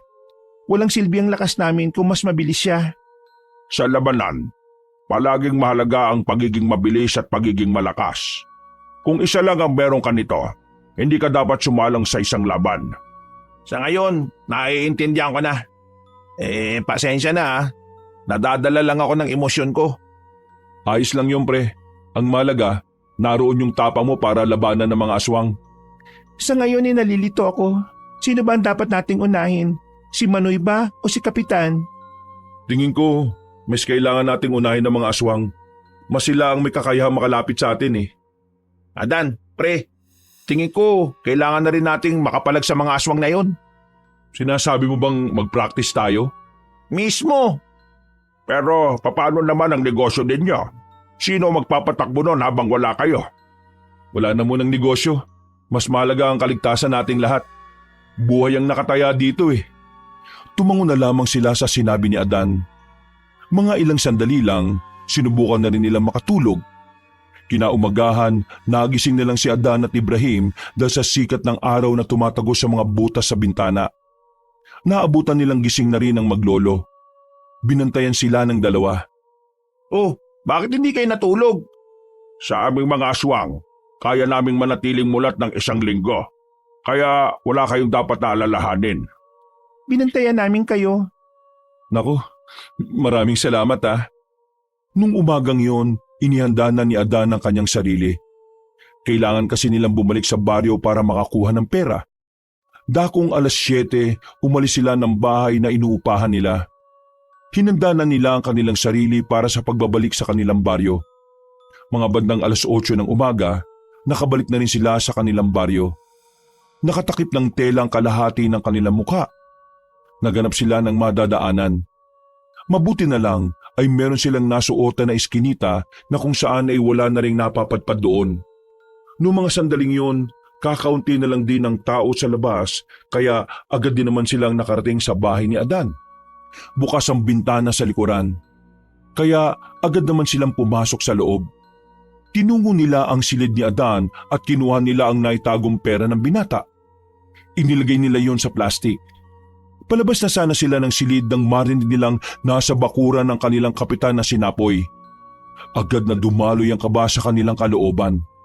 Ang tanging naisip nila ay pumasok sa ilalim ng papag. Pinagsiksikan nila ang sarili nila roon kahit na malikabok.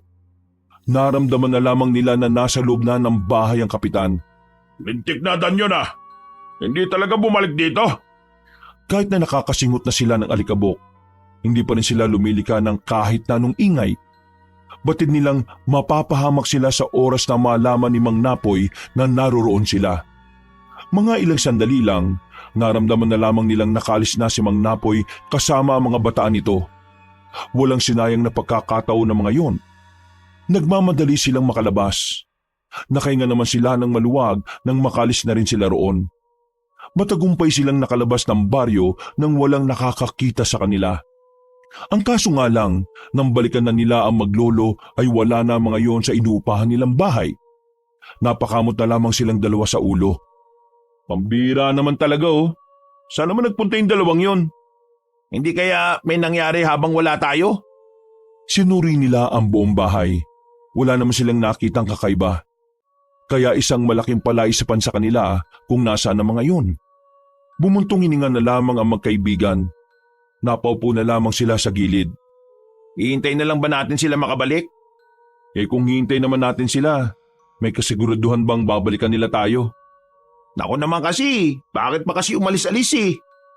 Kung libutin na kaya muna natin tong lugar na to, baka lumabas lang sila para bumili ng pagkain. Sa pagbabaka sakali na makikita nila ang maglolo, sinuyod nila ang buong baryo. Nagtanong-tanong na rin sila sa mga tao pero wala na talaga. Kaya naman nagsimula ng dumaloy ang kaba sa kanilang dibdib. Pre, kailangan na nating umalis. Kung umalis na sila rito ng biglaan, isa lang ang ibig sabihin nun. May nangyayaring hindi maganda.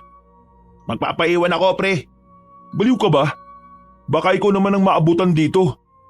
Paano nga kung bumalik sila at wala naman sila maabutan? Paano kung hindi nga sila babalik dahil sa kung ano man ang dahilan nila? Napabuntong hininga na lamang si Ibrahim.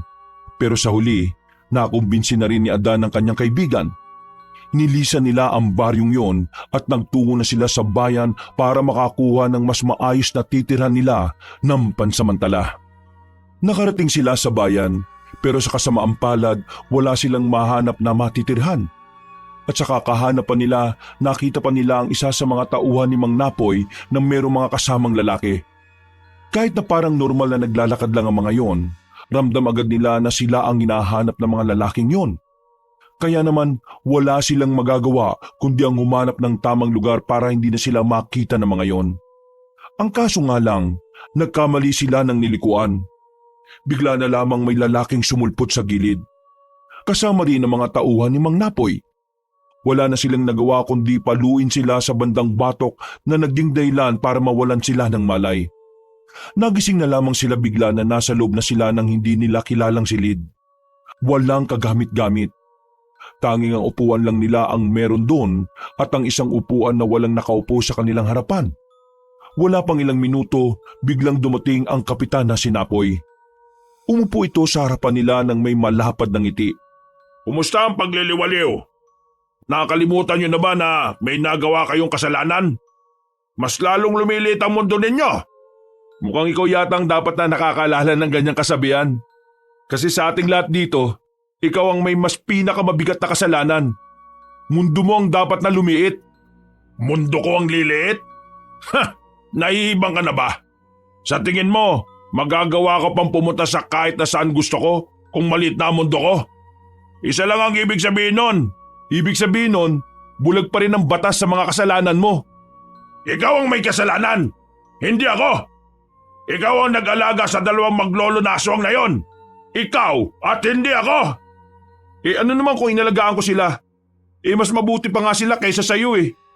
Ano pinagsasabi mo? May mabubuti bang aswang? May mabubuti bang pumapatay ng tao? Nakakalimutan niyo na ba na ang mga nangyari nitong nakarang araw, mas tumaas ang bilang ng mga taong nabiktima nila? Hindi sila ang aswang na may kagagawa nun. May iba pang grupo ng mga aswang na pumapas lang ng mga tao. Mabuting aswang si Mang Andres at Amaya. Mabuti sila sa mga tao kahit na pinaslang mo ang asawa niya. Wala tayong magagawa. Ang mga may nalalaman dapat mawala. Kaya nga maswerte yung mga mangmang kasi ligtas sila sa kasalanan. Bakit naman mangmang ka pero hindi ka nakaligtas sa kasalanan? Wala ka bang sasabihin na matino? Kapag matino na kausap ko baka meron. Nung nakaraan ka pa, nabubuno na ako sa'yo. Naurat na ako. Hindi na nakapagpigil pa si Mang Napoy. Bigla na lamang nitong sinampal ng malakas ang binatang si Adan. Sa lakas ng pagkakasampal ay sandaling nakaramdam ng pagkahilo si Adan. Pagmusakdan ng kaibigan ko! Bakit? Anong gusto mo? Ikaw rin? Isang malakas na sampal din ang natanggap ni Ibrahim.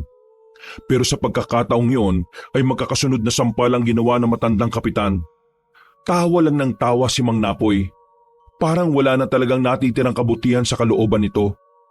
Noong mga sandaling yon, batid ni Adan na mas lalo lang silang masasaktan kapag inasar nila ng inasar ang kanyang tiyuhin.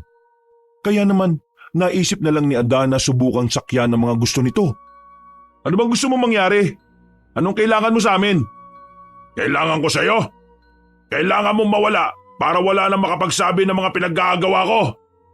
Tingin ko, huwag kang masyadong mag-focus sa akin, Tiyo. Anong pinagsasabi mo? Ako, pwede pa tayong magkasundo sa bagay na yon. Pero yung maglolo at yung mga taong napagsabihan nila, mahihirapan ka ron. Tingin mo maniniwala ako sa'yo? At saka, ano naman? Hawak ko naman lahat ng pulis dito. Kahit na magsumbong sila, wala rin naman sila magagawa. Alam ko kung anong kainaan ng mga aswang. Sa sinabing yun ni Adan, tila nagbagong reaksyon ng mukha ni Mang Napoy. Para bang may kakaibang ideya tong naisip. Tumingin si Ibrahim sa kanya na para bang naiintindihan na rin ito ang ginagawa ni Adan. Isang tabi natin ang imahe mo. Dahil sabi mo nga, wala naman sila magagawa kahit ikalat nila sa mga tao. Pero ang kaligtasan mo, nakakasiguro ka bang ligtas ka? Hindi mo alam, marami sila. Hindi lang si Mang Andres at Tamayang aswang. Nagtatagot nag-aabang lang ang iba sa hudyat nila kung kailan kanila papaslangin. Ha! Kalokohan! Kakasabi mo lang na mabubuti silang aswang. Alam mo naman na kahit ang mabubuti, nagiging masama na rin, hindi ba? Lalo na kapag inaapi sila ng iba. O lalo na kapag nawalan sila ng minamahal. Papatayin ka nila at wala kang magagawa ron. Hahanapin ka nila kahit na saan ka magpunta. Wala kang katahimikan. Kaya kung gusto mo pang mabuhay, makipagkasundo ka sa amin.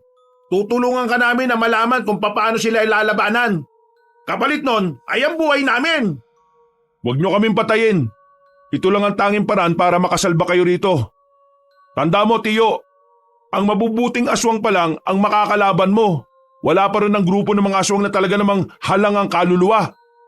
Tila napaisip ang matandang si Mang Napoy. Sandali itong napatigil sa pagsasalita.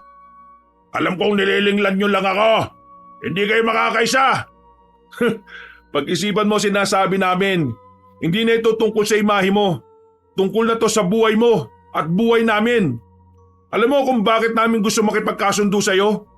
Dahil ikaw lang naman ang makakapagligtas sa amin eh. At kami lang din ang makakapagligtas sa'yo. Hindi na nagsalita pa si Mang Napoy. Naglakad na rin ito paalis. Padabog nitong sinarado ang pintuan. Nakahinga naman ng maluwag ang magkaibigan dahil kahit na papaano, humaba ng kaunti ang kanilang buhay.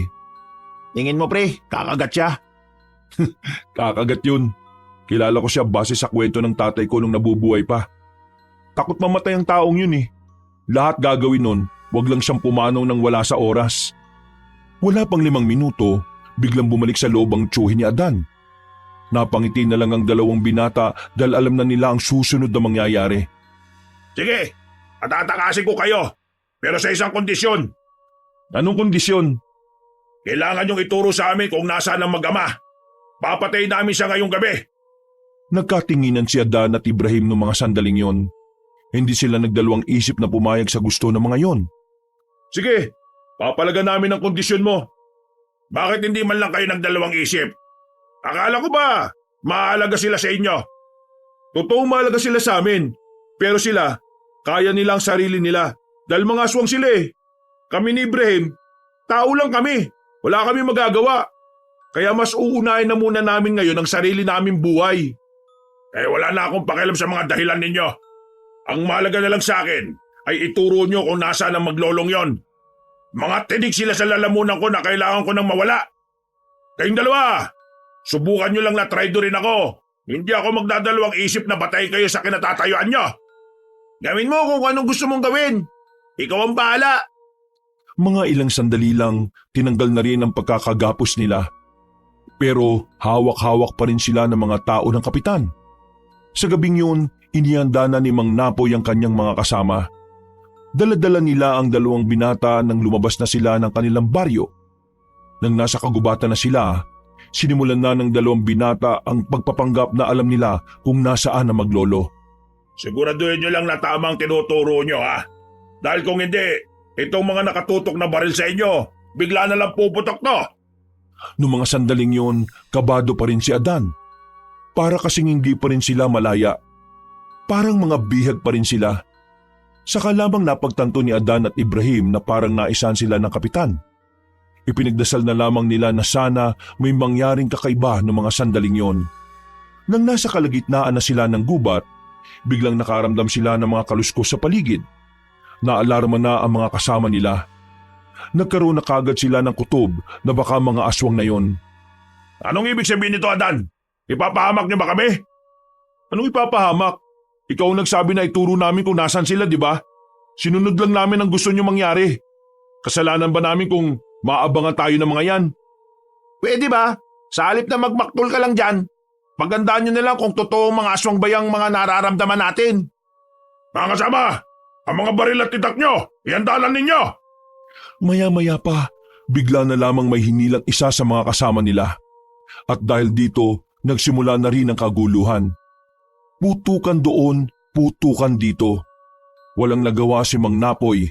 Para pareho na lamang silang napadapa.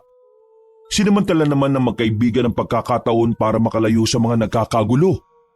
Dali-dali silang gumapang papunta sa gilid. Nang makapagtago na sila, sa kanila nakita na lumalabas na rin ang lalaking si Manoy.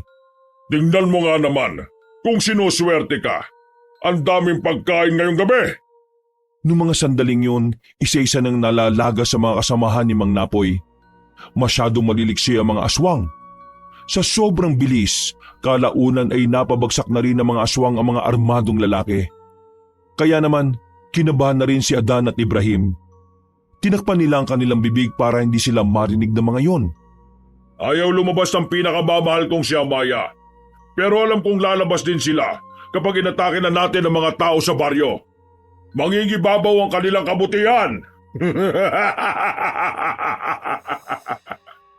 Matapos pulbusin ng mga aswang ang mga armadong lalaki, umalis na rin ang mga yon. Patungo na ang mga yon sa baryo nila para maghasik ng lagim. Nang masiguro nilang nakalis na ang mga yon, lumabas na rin sila ng kanilang pinagtataguan. Anong gagawin mo dyan? Kailangan natin ng mga baril na to.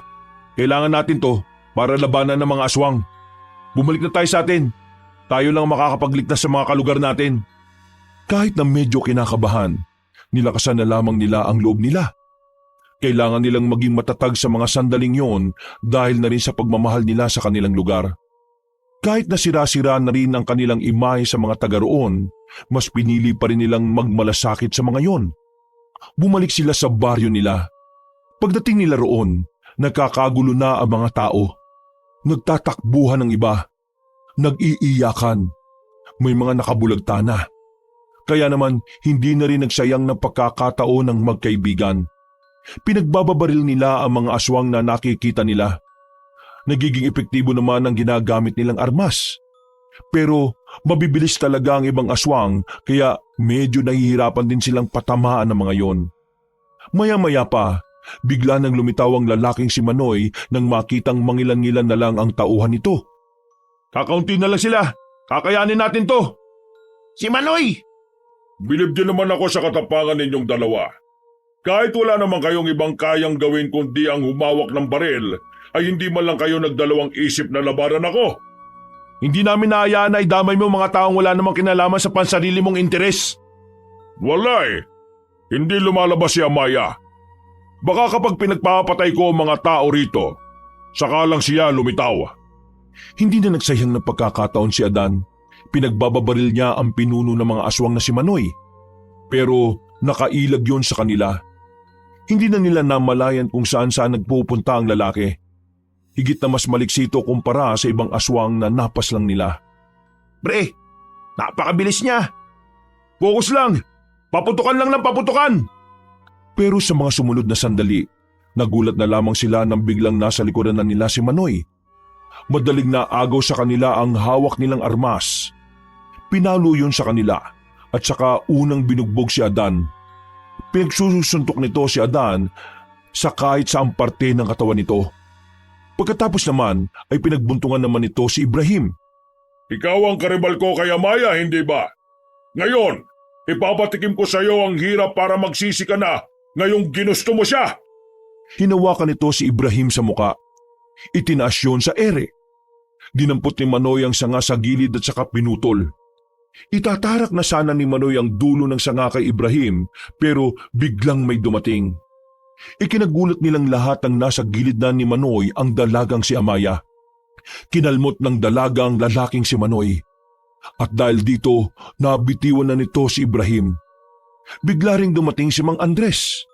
Kinalmot din ito ang lalaki sa bandang muka. Napadistansya si Manoy. Nanlalaki ang mga mata dahil sa pagkabigla. Ngayong gabi, wala kang karapatang sakta ng mga tao dahil lang sa pagmamahal na hindi mo nakuha.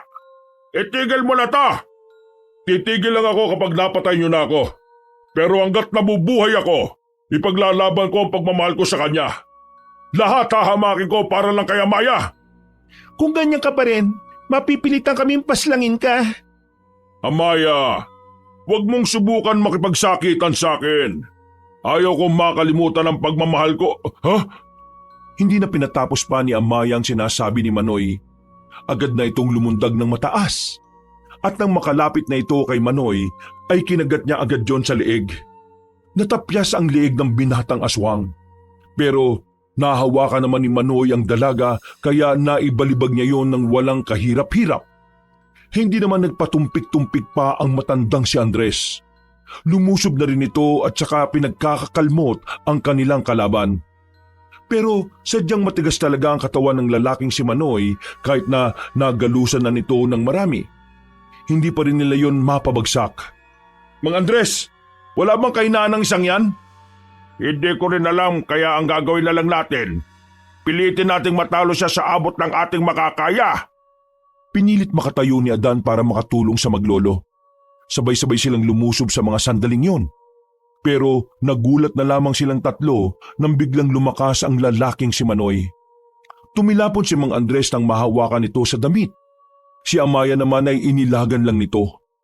Habang si Adan naman ay kinalmot na rin ni Manoy sa katawan. Agad na napatras ang lalaking si Adan. Ramdam na ramdam niya ang hapdi sa kanyang katawan. Samantala, hindi naman tinigilan ni Manoy ang matandang si Mang Andres. Binugbog din ito ang matanda hanggang sa hindi na rin ito makatayo. Nang wala na itong mapagbuntungan, binalikan nito si Adan. Buti na lamang ay nakalapit na uli si Amaya. Tingnan mo ang nangyayari sa mga taong mahalaga sa iyo. Kung hindi ka sasama sa akin, masasaktan lang sila at pwede rin silang mamatay. Itigil mo na ito. Wala itong magandang may dudulot sa iyo. Magsisisi ka lang sa bandang huli. Wala akong pakialam. Kagaya ng sinabi ko, itataya ko ang lahat ng makakaya ko. Kaya kung gusto mo pang mabuhay ang mga kasama mo, sumama ka na sa akin. Huwag ka nang magmatigas pa. Huwag kang makinig sa kanya, Amaya. Nililin lang ka lang niya. Manahimik ka. Usapan ng dalawang nagmamahalan to. Ikaw lang ang nagmamahal. Magising ka nga sa katotohanan. Naggalit si Manoy sa narinig. Kaya naman sa halip na kumalma ay parang nagwawala na naman ito. Muli itong umatake. Pero sa pagkakataon namang ito ay si Amaya na ang humarap sa lalaki. Umalis ka dyan! Papatay ko lalaking yan! Sasama na ako sa iyo. Natigilan si Manoy. Tila nawala agad ang galit nito nang marinig ang mga salitang yon. Tiningnan ni Adan ang babaeng si Amaya. Kita niyang parang sincero ang sinabi nito. Anong sinabi mo? Sasama na ako sa iyo. Huwag mo lang silang sasaktan. Paano ako makakasiguro na totoo ang sinasabi mo at hindi mo ako nililinlang? Gawin mo sa akin kung ano ang gusto mo. Sigurado ka ba sa sinasabi mo? Paano kung sabihin ko sa iyong gusto kitang halikan? Kung yun ang makakapagpatunay na totoo ang sinasabi ko, gawin mo sa akin. Wag mong gawin yan, Amaya! Wag! Wag kang sasama sa kanya! Patawad, Ibrahim, pero ito ang pinakamagandang desisyon para manatili kayong buhay. Noong mga sandaling yun, napansin ni Adan ang pagkindat ng dalaga kay Ibrahim. Dahil doon, alam na niyang may ibang planong babaeng si Amaya. Unti-unting lumapit si Amaya sa binatang si Manoy. Hinawakan naman ni Manoy ang kanyang pisngi at tinitigan na maigi. Binalik na rin nito ang anyo nito bilang tao. Ang tagal kong hinintay ang pagkakataong ito. Kaya naman, hindi ko nasasayangin ang pagkakataong ito, Amaya. Marahang inilapit ni Manoy ang kanyang muka. Nang kakaunting distansya na lang ang layo nila sa isa't isa, agad nang dinukot ni Amaya ang punyal sa kanyang likuran. Mabilis niya itong itinarak sa dibdib ni Manoy. Nanlalaki ang mga mata ni Manoy. Hindi to makapaniwala na nagawa siyang linlangin ng dalaga. Pasensya ka na, Manoy, pero kahit na kailan, hindi ako sasama sa iyo. Masyado ka ng bulag sa pagmamahal na ikaw lang ang nakakaramdam.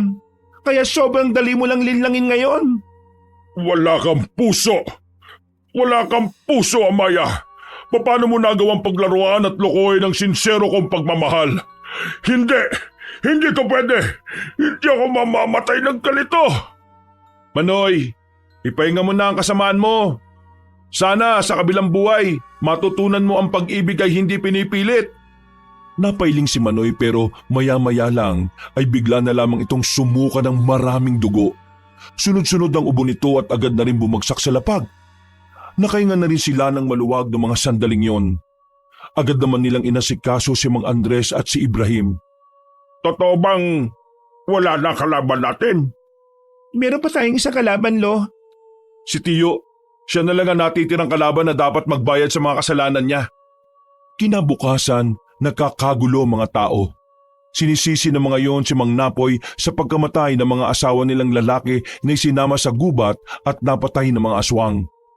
May ilan na ring residente ang naglakas ng loob na ireklamo ang matandang kapitan sa mas mataas na kinaukulan.